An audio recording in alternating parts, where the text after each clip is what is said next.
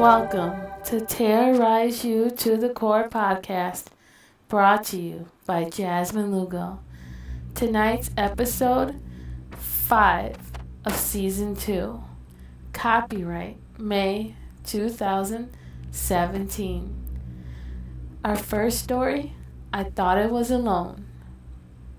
I thought I was alone in this empty, big house. I bought this house a few months ago and everything seemed to be going well. That was until strange things started to occur. For example, once I was walking to the basement to do laundry and I heard shuffling noises coming from my upstairs bedroom. At first, I thought it was the cat messing around, but then I heard what sounded like giggles.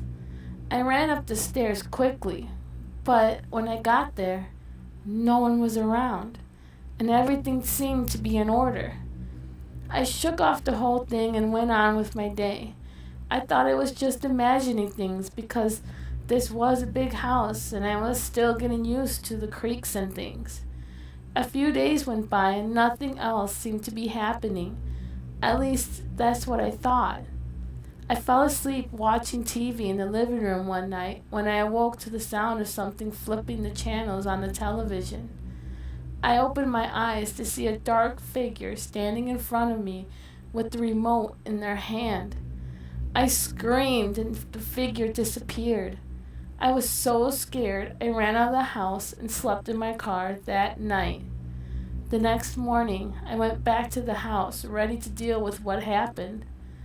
But I came in to see my bag packed by the door with a note on it. Too scared to read it then, I just grabbed my things and took the note with me. I threw my things into the car and drove off. I pulled over on the side of the road when I felt comfortable and far off away from that house, and read the note. The note said, "Never come back unless you want to die like us." Let's just say I never went back. I drove off and never looked back since. Story 2. The dog I found. I found this dog one night driving home. It looked scared and it had been out on the road for a long time. I decided to take this dog home, get him cleaned up and feed him. He fell asleep right on the seat. Poor thing, I thought. Just wanted somewhere warm and safe to be. I got home and parked my car in the attached garage. I didn't want him to get lost again after all. I got all the things settled in and he followed me around the house. After I got my stuff done, I decided to give my new little buddy a nice warm bath. He seemed to enjoy it, being clean. So much dirt came off of him, I didn't know how long this poor little guy was like this. I felt so bad. After his bath, I cooked us a nice steak dinner. He ate it up quickly.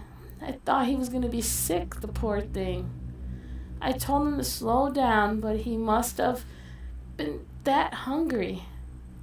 I was pretty exhausted from all this excitement of having this new little friend that I decided it was time for bed.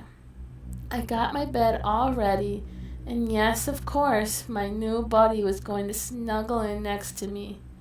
He looked so tired after all, poor thing. We both fell asleep pretty fast, but then, in the middle of the night, I heard some noises.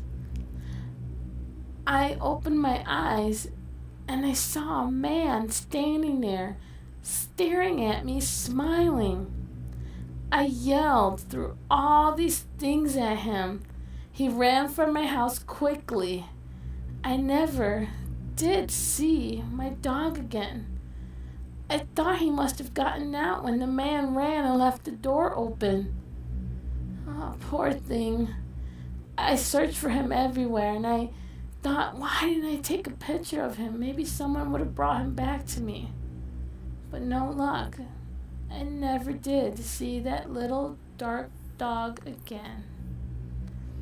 This has been Terrorize You to the Core podcast, episode 5 of season 2.